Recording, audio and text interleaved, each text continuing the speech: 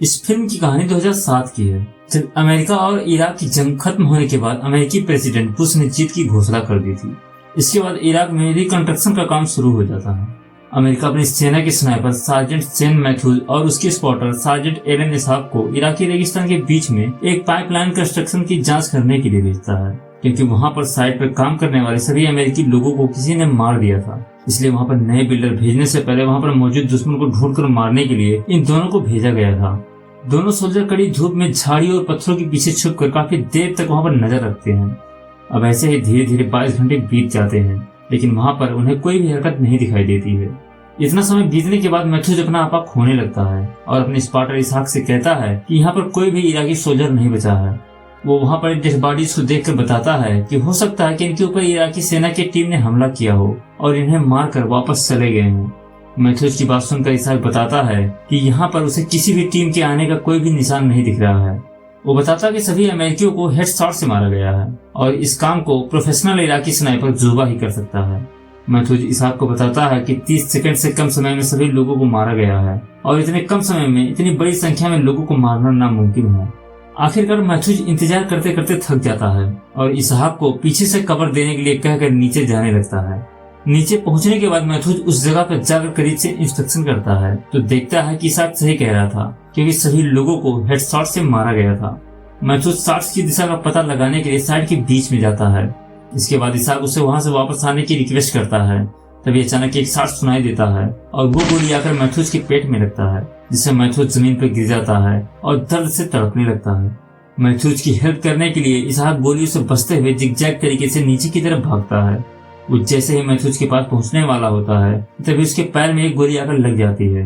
अब इसहाक के पास मैथ्यूज को पीछे छोड़कर एक टूटी हुई दीवार के पीछे छिपने के अलावा कोई भी रास्ता नहीं होता है, इसलिए वो अपनी जान बचाने के लिए उस दीवार के पीछे जाकर छुप जाता है। मैथ्यूज अभी भी जिंदा होता है और वो इसहाक से कांटेक्ट करके बैकअप के लिए बेस को इन्फॉर्म करने के लिए कहता है। जब इसहाक देखता है कि उसके पैर का घाव काफी भयानक है, इसलिए खून को रोकने के लिए वो चारों तरफ से एक बेल्ट को बांध देता है। इसके बाद वो अपने रेडियो बैग को पकड़ता है और बेस से कांटेक्ट करने की कोशिश करने लगता है। वो रेडियो से बेस पर कोई भी कांटेक्ट नहीं कर पाता है, क्योंकि स्नाइपर ने रेडियो के एंटीना पर गोली चलाकर तोड़ दिया था। अचानक मैथ्यूज फिर से इसाक से कांटेक्ट करता है और उसे स्नाइपर को स्पॉट करने के लिए कहता है, जिससे वो उस पर निशाना लगा सके।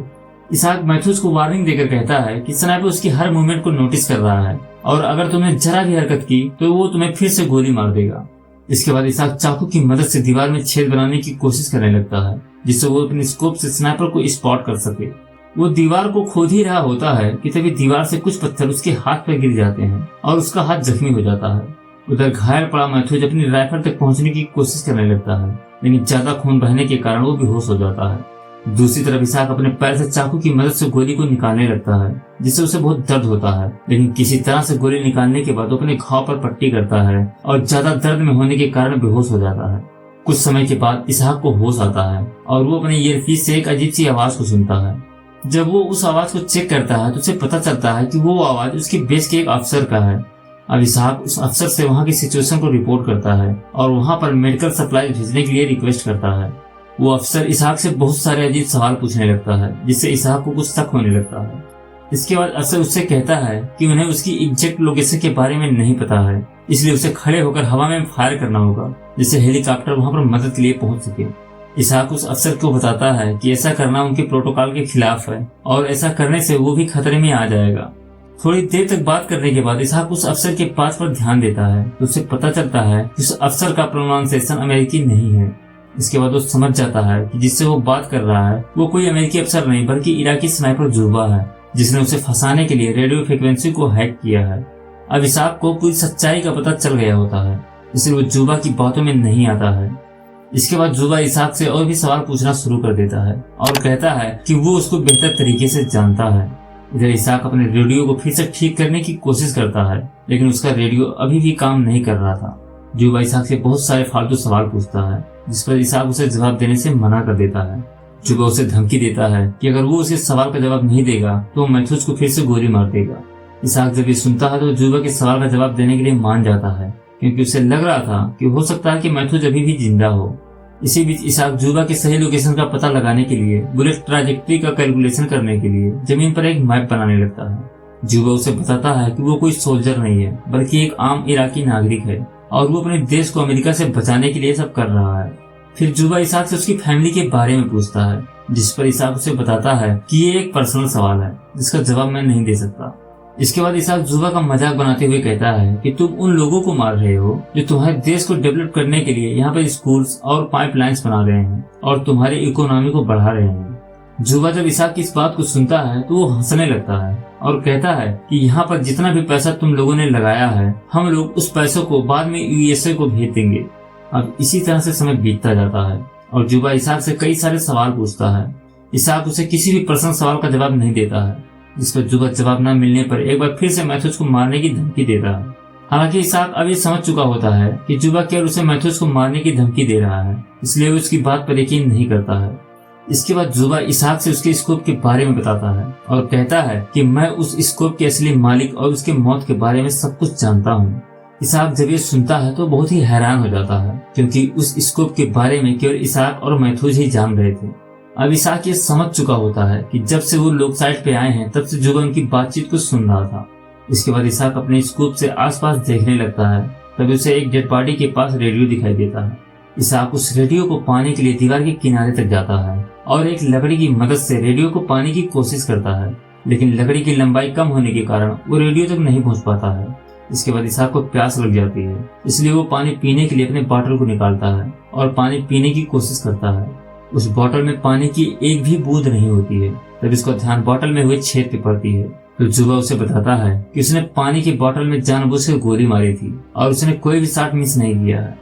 वो बताता है कि उसने उसे धीरे धीरे मरने के लिए बोतल, एंटीना और उसके पैर को शूट किया था।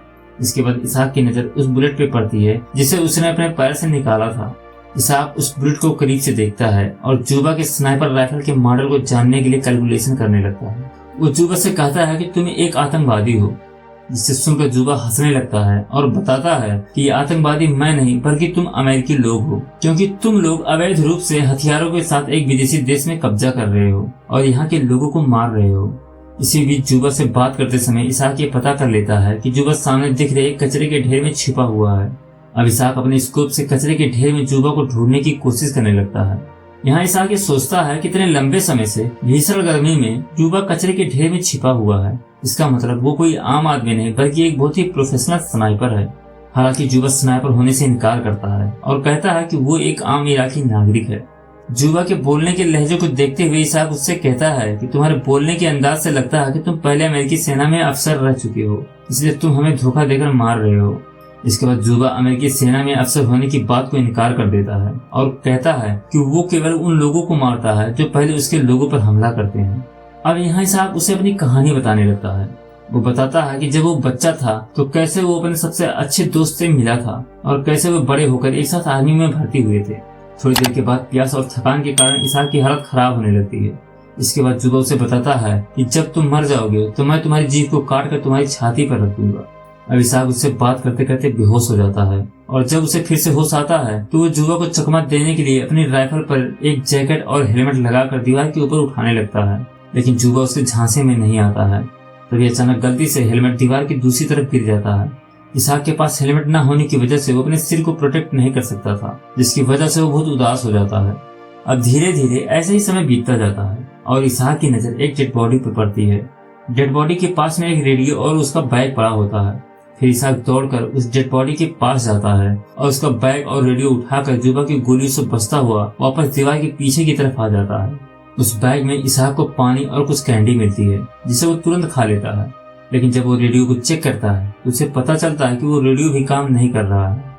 इसी बीच जुबा दीवार को गिराने के लिए उस पर गोलियां चलाने लगता है। दीवार गिरने की वजह से इसहाक का स्कोप भी पूरी तरह से खराब हो जाता है। थोड़ी देर के बाद अचानक इसहाक अपने ईयरपीस से किसी की आवाज को सुनता है और समझ जाता है कि वो महफूज है जो अभी भी जिंदा है। इसके बाद इसहाक चिल्लाकर उसे बताता है कि कचरे के ढेर में स्नाइपर छिपा हुआ है। महफूज जब ये सुनता है तो कचरे के ढेर को देखने के लिए एक चमकीले मेटल का टुकड़ा निकालता है और अपने राइफल को पकड़ने के लिए धीरे धीरे आगे बढ़ता है। इधर इसहाक जुबा से बात करके उसे उलझाए हुए रखता है, जहाँ उसे पता चलता है कि जुबा बगदाद में पहले एक टीचर हुआ करता था। फिर जब उसके देश पर अमेरिकी सेना ने हमला किया तो उस हमले में उसके सभी स्टूडेंट मारे गए, जिसके बाद से जुबा अपने स्टूडेंट का बदला लेने के लिए सभी अमेरिकी लोगों को मार रहा है। इसाक को यह भी पता चलता है कि जिस दीवार के पीछे वो छुपा है वो जुबा का ही स्कूल है जो कि हमले के बाद तबाह हो गया था। जुबा उससे पूछता है कि तुम उस डैमेज स्कोप को हमेशा अपने पास क्यों रखते हो, लेकिन इसाक उसे कोई भी जवाब नहीं देता है। जुबा फिर से मैथ्यूस को गोली मारने की धमकी देता है। अब इसाक मैथ्यूस को बचाने के लिए जुबा को बताता है कि ये स्कोप उसके फ्रेंड का था जो मेरी गलती की वजह से मारा गया।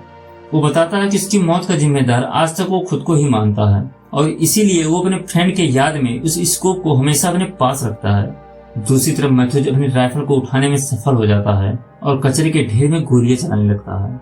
इसाक जब मैथ्यूस को गोली चलाते हुए देखता है तो वो भी अपने राइफल से हवा में फायरिंग करने लगता है जिससे जुबा का ध्यान मैथ्यूस पे न जा सके। मैथ्यूस जब अपने राइफल को लोड करता है तो जुबा उसके हाथ में गोली मार देता है। इसके बाद मैथ्यूस अपनी जान बचाने के लिए इसाक की तरफ बढ़ने लगता है और इसाक भी उसकी मदद करने के लिए दीवार के किनारे पे आ जाता है। मैथ्यूस इसाक की तरफ बढ़ ही रहा होता है कि तभी जुबा मैथ्यूस के सर में गोली मार देता है जिससे मैथ्यूस की तुरंत ही मौत हो जाती है। मैथ्यूस के मरने के बाद इसाक पूरी तरह से टूट जाता है और जुबा से कहता है कि मैं अपने घर जाना चाहता हूँ। जुबा जब इसाक की बात को सुनता है तो उससे कहता है कि तुम अगर सच में यहाँ से जाना चाहते हो तो मैं तुम्हें गोली नहीं मारूंगा। जुबा की बात पर इसाक को यकीन नहीं होता है, इसीलिए वो अभी भी दीवार के पीछे छिपा रहता है।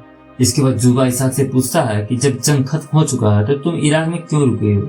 इस पर इसाक बताता है कि इस बारे में मैं कुछ नहीं जानता हूँ और मैं बस अपने घर जाना चाहता हूँ। इसके बाद जुबा उससे कहता है कि जब तक तुम मुझे अपनी कहानी बताते रहोगे तब तक मैं तुम्हें गोली नहीं मारूंगा। अब इसाक अपनी जान बचाने के लिए जुबा से बात करने लगता है और उसे बताता है कि उसने ही अपने फ्रेंड को गोली मारी थी। वो बताता है कि वो अपने टारगेट को गोली मारने वाला था लेकिन गलती से उसने अपने ही फ्रेंड को गोली मार दी और उसने सबसे बोलकर ये कह दिया कि उसे आतंकवादी ने गोली मारी है। इसाक जब जुबा से बात कर रहा होता है तब उसे रेडियो से कुछ आवाज सुनाई देती है, इसलिए वो जल्दी से रेडियो के पास जाता है जहाँ उसके बेस के लोग उसे कांटेक्ट करने की कोशिश करते हैं। अपने साथियों की आवाज को सुनकर इसाक बहुत खुश होता है, लेकिन रेडियो खराब होने की वजह से वो केवल उनकी आवाज को सुन सकता था, उनसे बात नहीं कर सकता था। तभी इसाक रेडियो पर जुबा की आवाज को सुनता है जो इसाक बनकर बेस से मदद के लिए बैकअप टीम को बुलाता है। यहाँ पर इसाक को पता चलता है कि जुबा यहाँ पर काफी समय से है और वो अमेरिकी रेडियो को हैक करके सैनिक होने का नाटक करता है और मदद के लिए बैकअप टीम को बुलाकर उन्हें स्नाइपिंग करके मार देता है। यानी कि साइड पर काम कर रहे लोगों को मारने के बाद उसने ही बैकअप टीम को बुलाया था और इसलिए बेस से मैथ्यूस और इसाक को बैकअप के लिए भेजा गया था। इसाक जुबा से बेस की बातचीत को बीच में रोकने की बहुत कोशिश करता है लेकिन उसका कोई भी फायदा नहीं होता है और वो थकान के कारण फिर से बेहोश हो जाता है। कुछ समय बाद उसकी घाव पर एक कौवा आकर उसके मांस को खाने लगता है जिससे उसे बहुत दर्द होता है और वो होश में आ जाता है।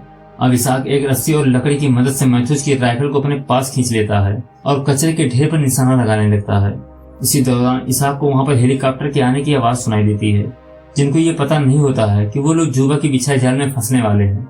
अब इसाक दीवार को धक्का मारकर गिरा देता है जिससे उससे उठने वाले धूल से जुबा इसाक को टारगेट नहीं कर पाता है। इसके बाद इसाक कचरे के ढेर में गोलियां चलाने लगता है और कुछ देर के बाद वो नोटिस करता है कि जुबा अब उसके ऊपर गोलियां नहीं चला रहा है, जिससे वो ये समझ जाता है कि उसने जुबा को मार दिया है। इसी दौरान वहां पर रेस्क्यू हेलीकॉप्टर्स भी आ जाते हैं और इसाक को लेकर हेलीकॉप्टर में चले जाते हैं।